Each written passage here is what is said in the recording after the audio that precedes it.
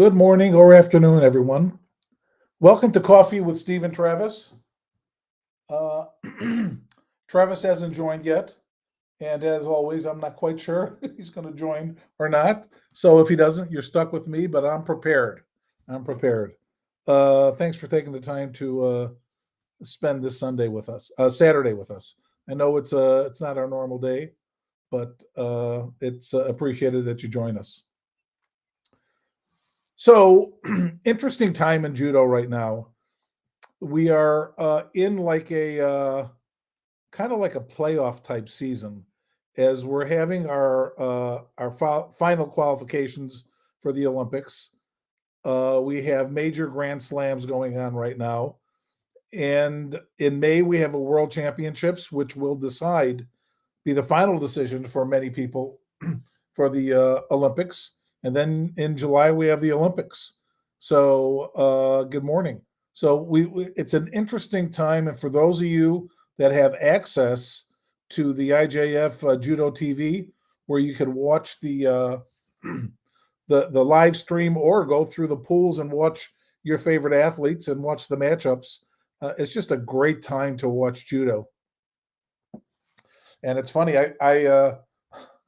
I mean, last week we had the Tbilisi Grand Slam, and all the videos I prepared today were from that, because I do want to, on our calls, I do want to stay current with judo.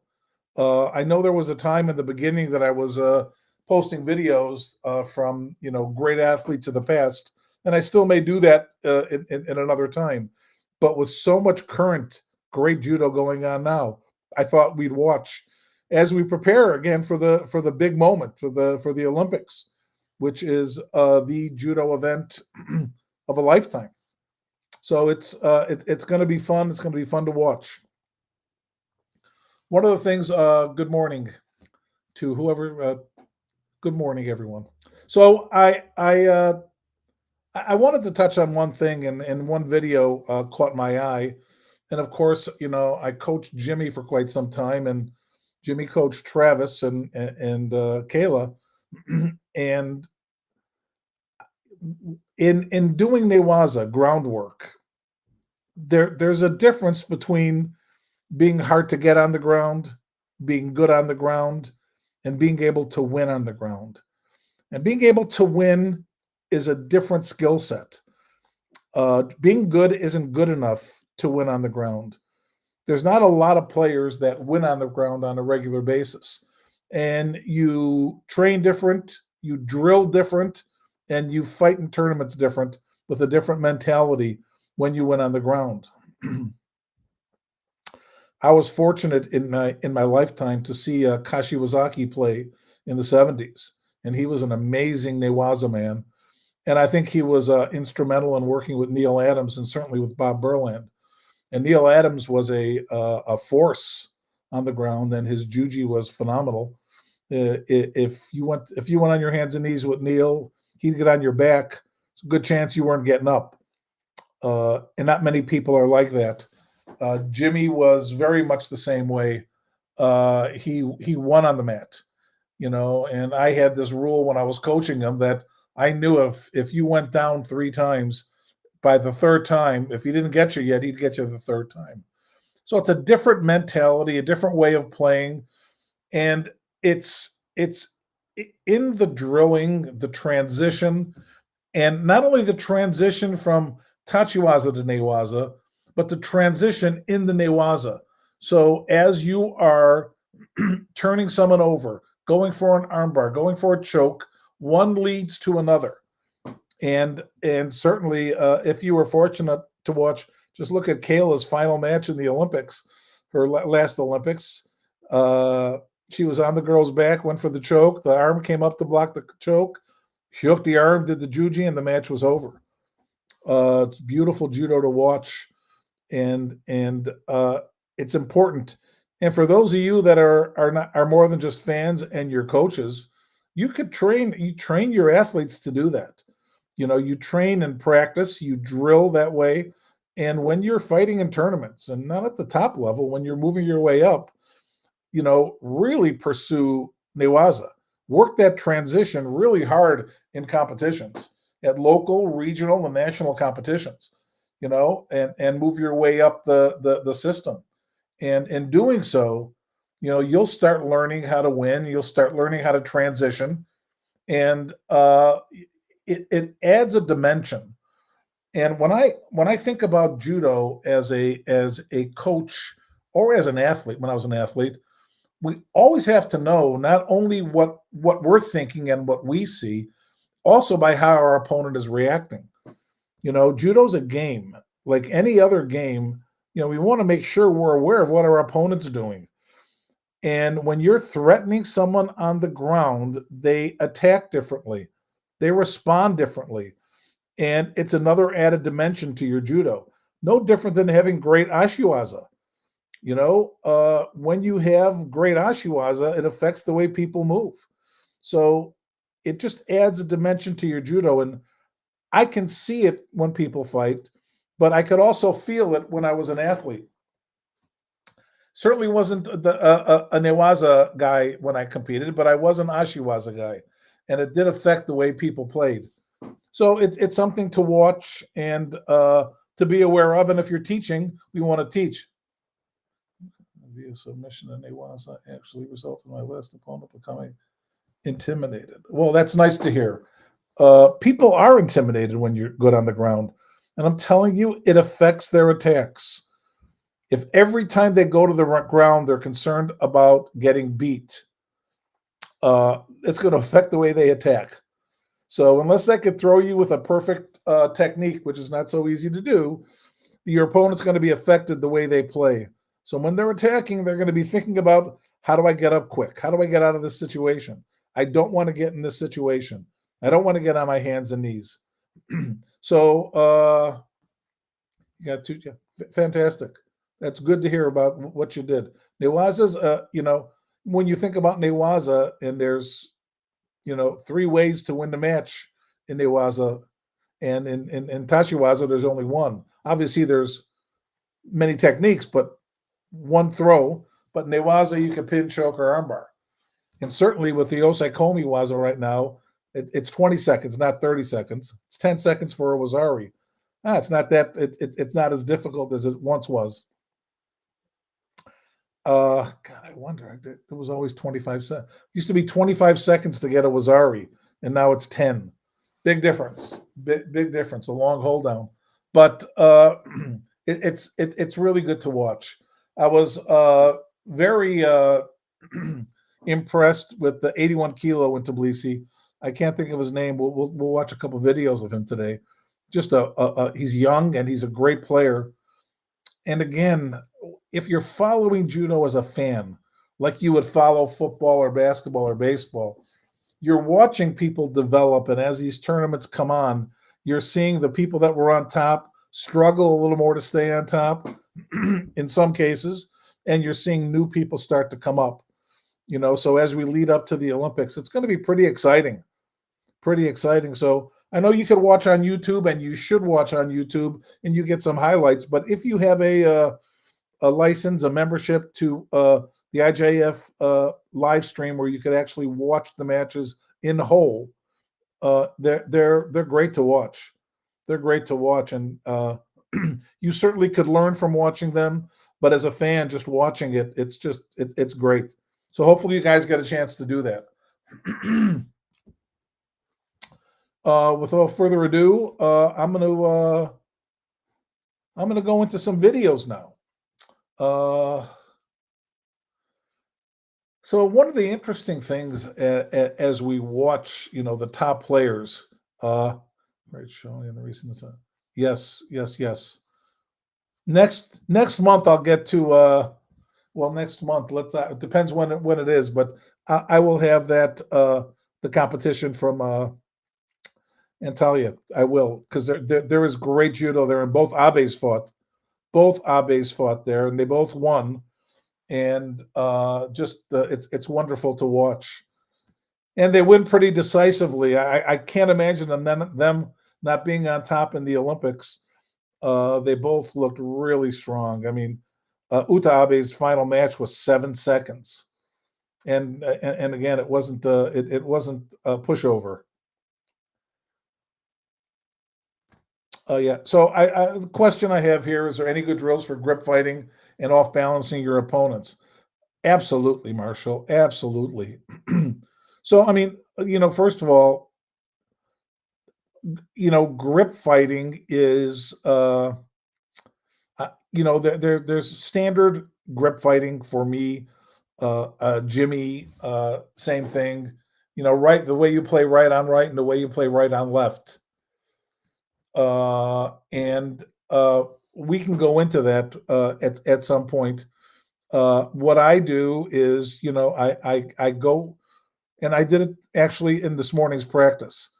Go over the gripping sequences with everyone, and then we do some live grip fighting, and then we add techniques into the grip fighting, just ashiwaza. So what we're going to do is we're going to grip fight, and I observe and I adjust and I make changes, and then we bring our ashiwaza into it. So you want to use your feet when you're grip fighting, and you want to take advantage and be aware that when I off balance my opponent with my feet, that's my chance to take the advantage. I've said this before, and I say this every practice. When you off balance your opponent has one thought in mind, and that's regaining their balance. So it's something we have to know. So when my opponent is regaining his balance, he's not thinking about stopping my grip. He's not thinking about stopping my attack. He's thinking about regaining his balance. And that's the time I have to take advantage of it. I have to know it. I have to take advantage of it. Players at the top level, they're hard to grip. And it looks like you watched Abe fought, and not only was the gripping challenging for everybody, looks like the referees are calling the gripping penalties really quick. I thought the girl, the 63 kilo Canadian, Bouchard, I think, I thought she got a raw deal with her last Shido, which gave her a Hansokomaki for not, for not engaging or not gripping. It's a real tough call to get, to lose to lose a match that way, and it wasn't. I mean, it just wasn't obvious to me.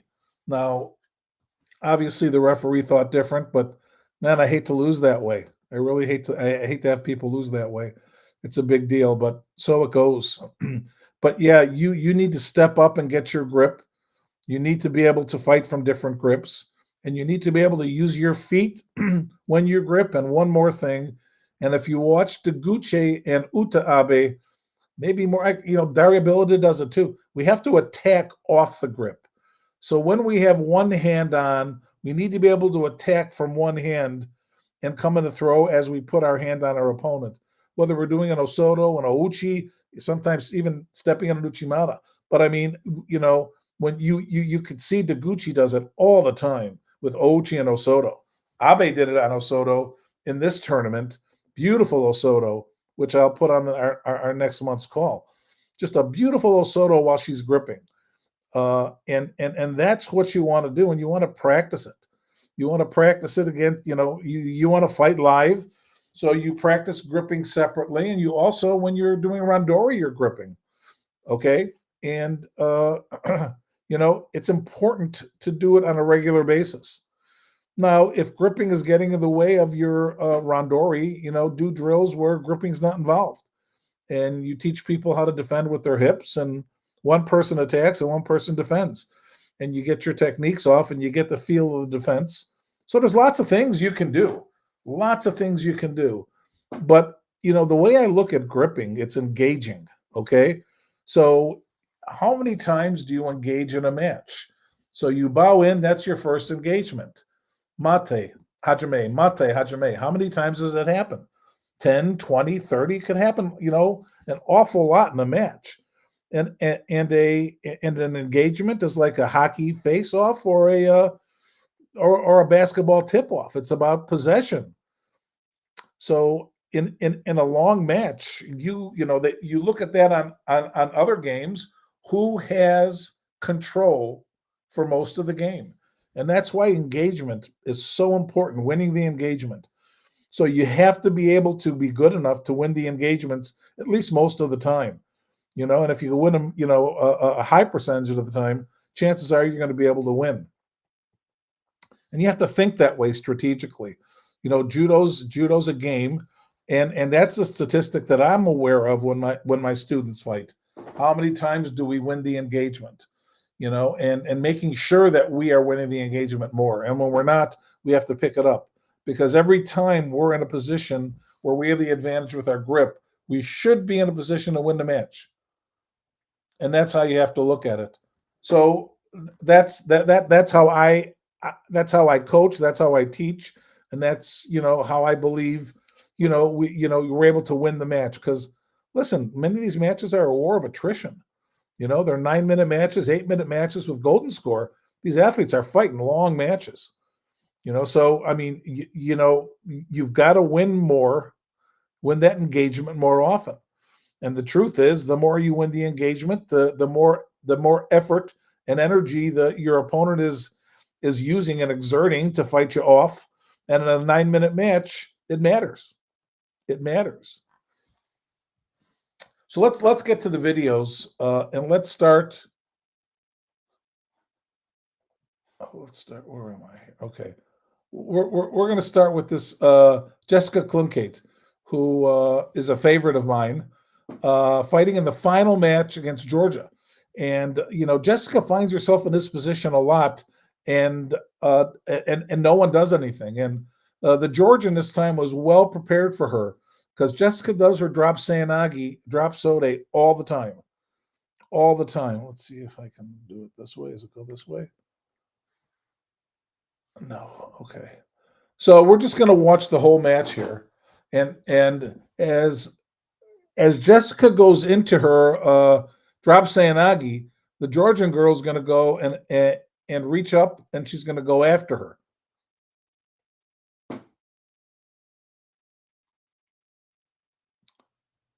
So again, this is the engagement gaining. So watch the Georgian presser now. Look, and watch just a kind of like a sumi, and that's the match. That's the match. That was the gold medal. Real simple, just turning her over from her knees. So, I mean, it wasn't so much that, let me watch it again real quick. It wasn't so much that this technique was such a beautiful technique. She took advantage of Jessica being on her knees and really not in a good position. Really, really a smart move. And I wouldn't be surprised if she trained for it, and practiced it, knew she was going to find this situation when she fought Jessica. So here she is back right on her. She's pressing her, and look, watch how she pushes her and gets Jessica to sit up. We'll see it again in slow motion. Oh, we don't see the whole thing. Okay, beautiful. Just rolls her right over. End of match. Nice. Nice. That was nice. So now we're going to watch Deguchi, same tournament. They're all from the same tournament. Oh, let me go here. Okay. This is interesting because this is an unusual move where this girl, she's a lefty, and she does go right, but she's a lefty. And what she does is she changes and goes high right, and causes a reaction from Deguchi, and then throws her. God, I thought I had the replay too. I don't. Okay, we'll watch it again. Let's see if I could stop it. Turns right, then she goes left. So the interesting thing about this throw that she did that I found is that when you watch the whole match, she tried this move before and it didn't work. And obviously, Deguchi was caught off guard, even though she tried it once. And Deguchi, it wasn't so much that Deguchi stopped it, but what it was that the girl missed the move. And this time she didn't. I would venture to say that that move, she's not going to get caught like that again. And certainly, Deguchi came back to today. Maybe it was today or yesterday, but she won. She won the most recent Grand Slam, so she's out there fighting constantly. But you fight a lot, you take a risk, and also as she's moving up to the World Championships, if she's going to make mistakes, now's the time to make mistakes. So it's pretty interesting. So now we're going to take a look at some heavyweights. I'm sorry, when I go through the videos, I always want to include some lighter weights, some heavyweights, both men and women. So let's see how we go here.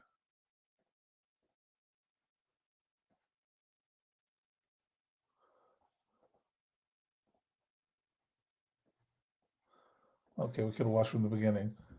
Nice. Watch. So this Georgian was the eventual gold medalist. He tries one Sanagi, comes right back again.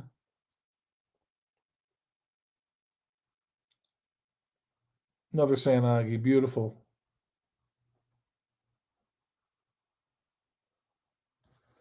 This guy was on fire. He did really well this tournament.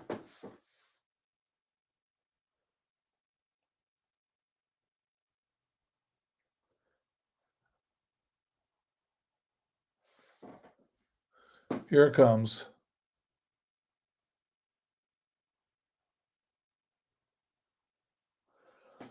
It's interesting as we talked about the grip fighting. If you watch, and we'll watch one more time, watch how the Georgian's hands are constantly active. You know, making his opponent struggle to grip him. He does such a good job of that in opening up the opponent's Sayanagi. He's so hard to grab. He's high, he's back down, attack. Look at him push the arm away.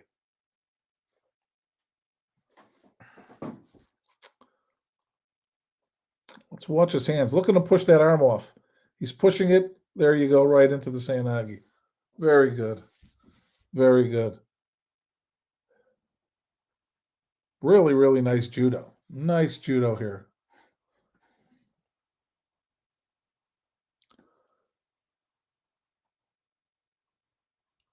So now we're going to watch the heavyweight finals from Tbilisi.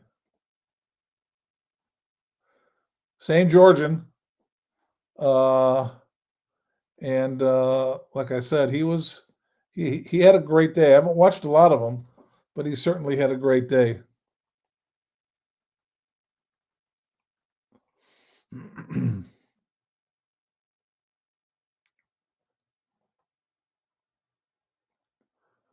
Look at that. Short match in the finals. It's always nice to end the finals quickly. Certainly winning it, but this was really nice. He had a really good day.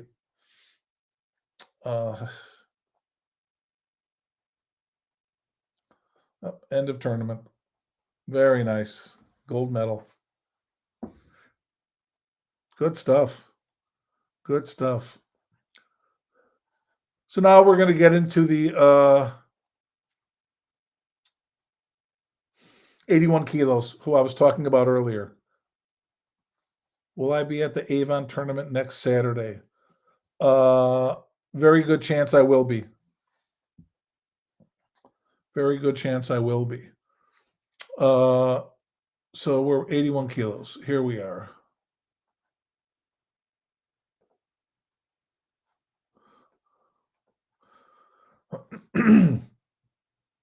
I really like this guy a lot. He really is an excellent judo player.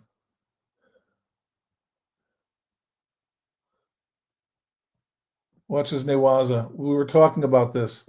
He goes gut wrench, drops him over, comes over the top, legs are hooked, grabs the back.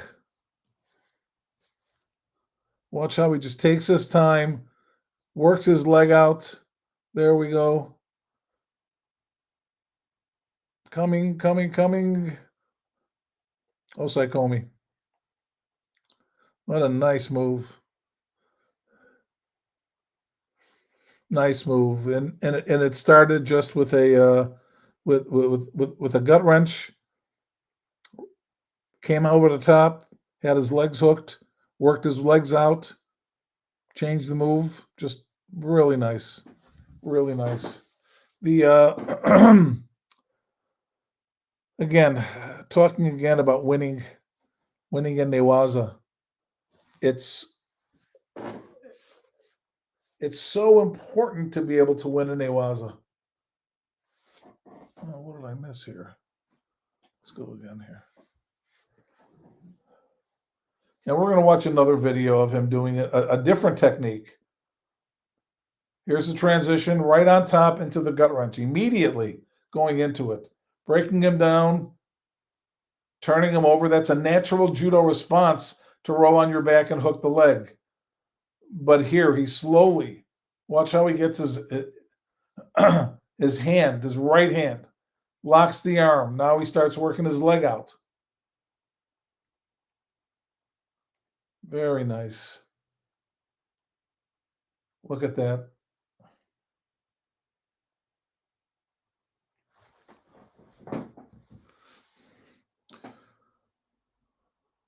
So, I mean, one of the things that, I mean, this is, the Grand Slams prior to the Olympics. These are the best judo players in the world.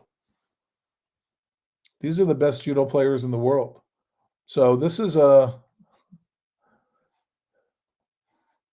good players. So now we have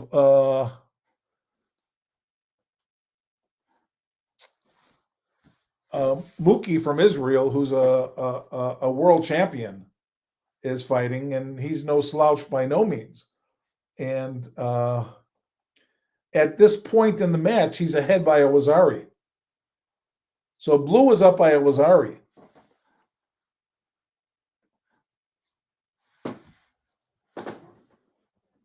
So white is behind, and here look comes back, knocks him down for a Wazari.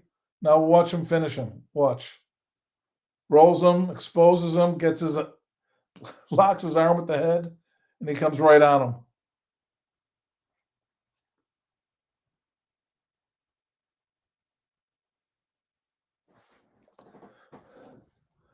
He's so aware. He's so aware of his feet. So aware of his feet when he's on top to keep his legs from being hooked and getting his legs out. I mean, Jimmy did that so well. So well. He was a master at it. And again, people that win in ne-waza are accustomed to getting their legs out. I would say, certainly for Jimmy, I would say it was almost 100% of the time. I can't remember a time he didn't. You turn someone over, you roll them on their back. They start fighting and reaching, and there's lots of opportunities, hooking an arm.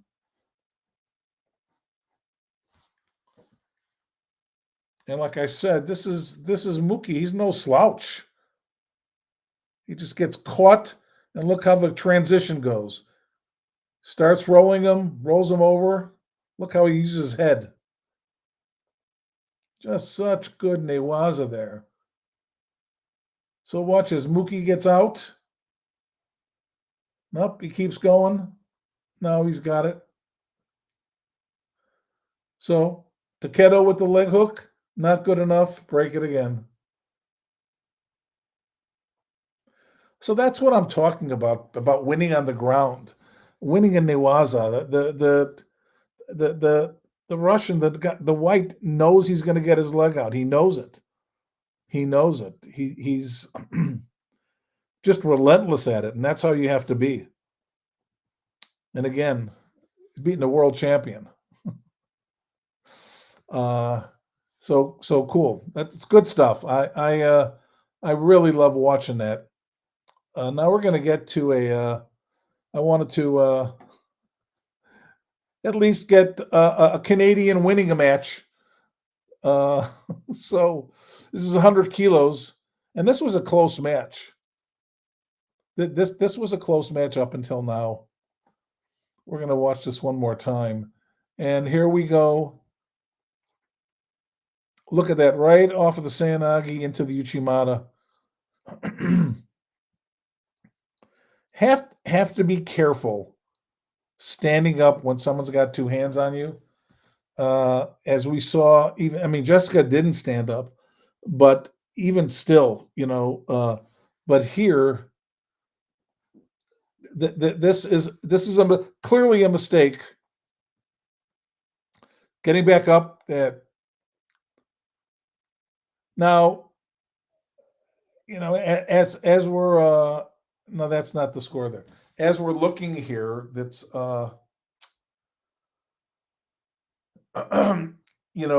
it's you can't make mistakes when you play.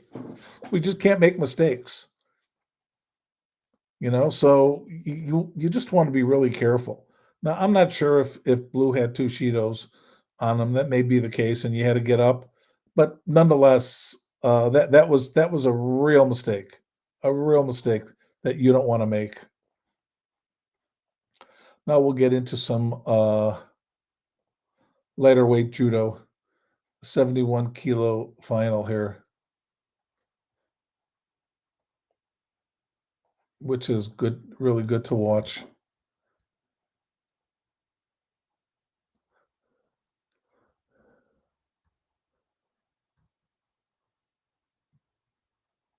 Look at that.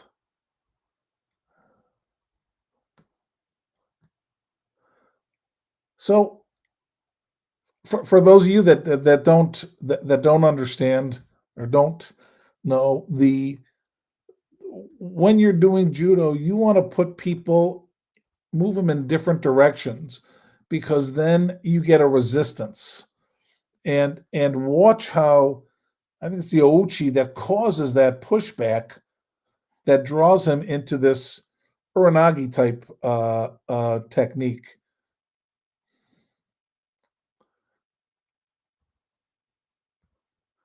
Pushes him there. God, that's just so nice to watch. Let's watch it again.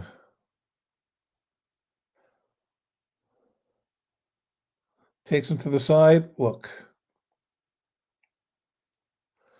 So one of the things I always, when I teach my kids, is that you want to be aware, especially when you're fighting right on left. Oh man, is he great to watch. You want to be aware of where your front foot is. Having your front foot right on left in the middle of your opponent's legs, my God, especially with Georgians or the Russians or these guys that are lifting, they're so good that it's such a massive risk to do.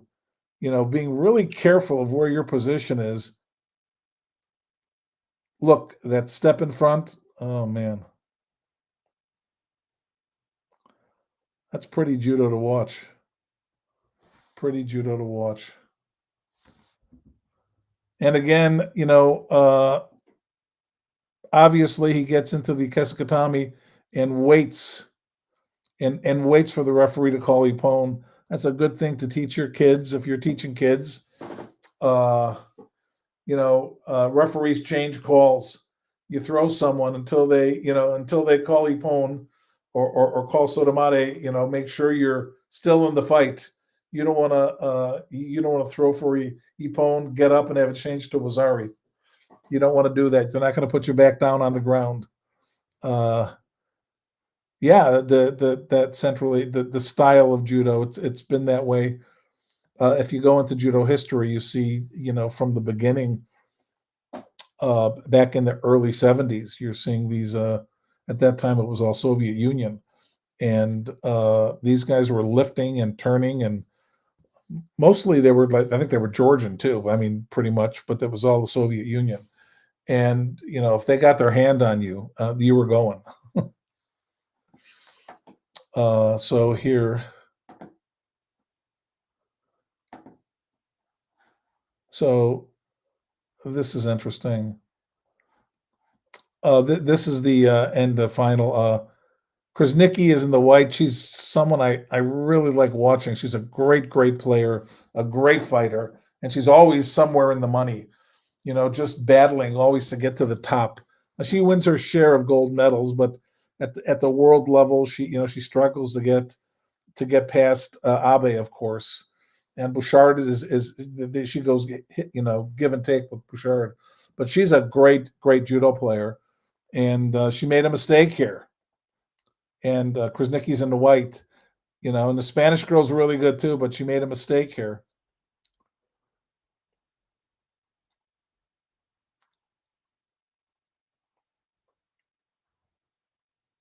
As we'll see.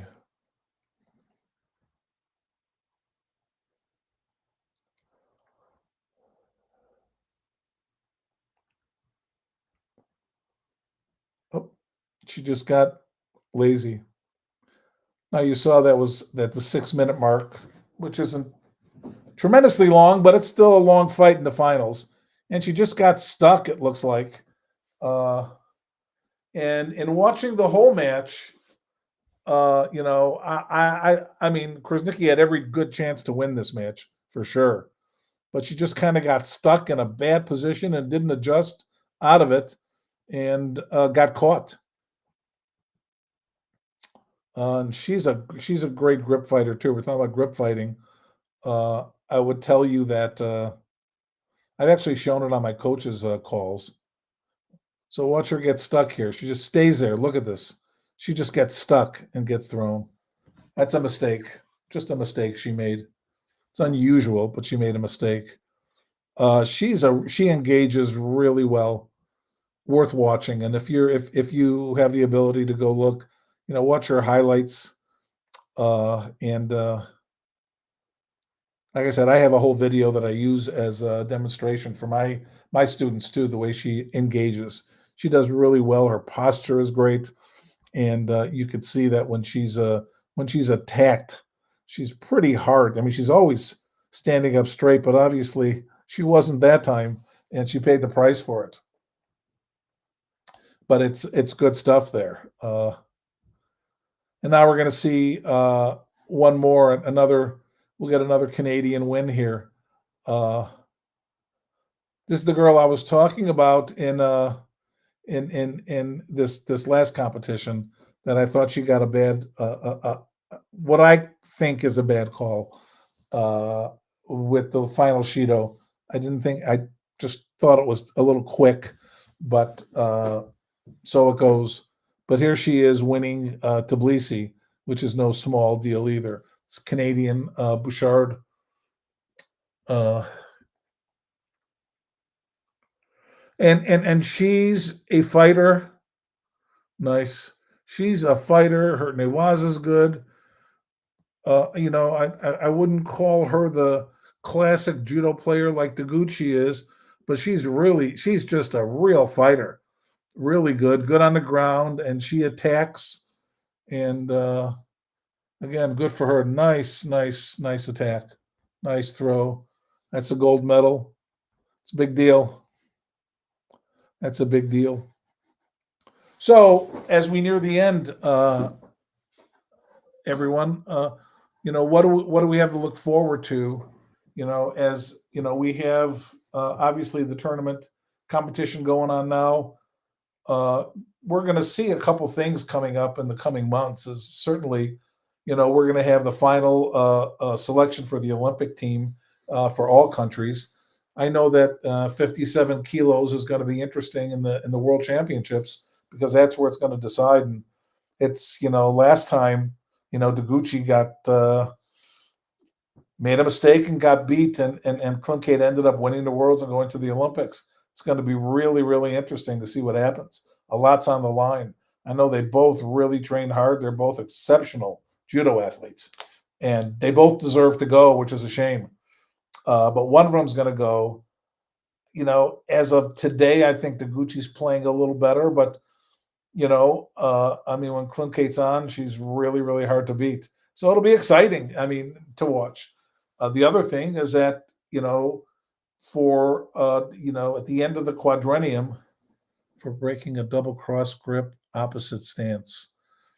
Yeah, let me finish this point and then I'll respond.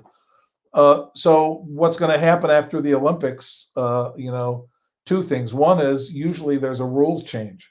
Now, I don't know what they're going to do. You never know. But one day we were able to grab the legs, and then it changed, and you can't grab them at all. And there's some major. Sometimes there's major changes.